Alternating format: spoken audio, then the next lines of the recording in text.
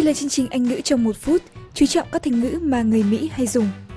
Nếu bạn có ở gần ai và nghe họ nói là họ dress to kill, thì đừng sợ, bạn không hề gặp nguy hiểm gì đâu. Do you see that couple over there? Yeah, it looks like they're going into that new restaurant. They look great. Oh yeah, they are dressed to kill. Câu nói này thực ra bắt nguồn từ các tên tội phạm. Trong quá khứ, những tên tội phạm định giết người thường mặc những bộ quần áo đẹp để giấu đi ý đồ phạm tội. Vì thế, nếu bạn dress to kill vào thời gian đó và cả ngày này, mọi người đều sẽ thấy bạn mặc đồ đẹp.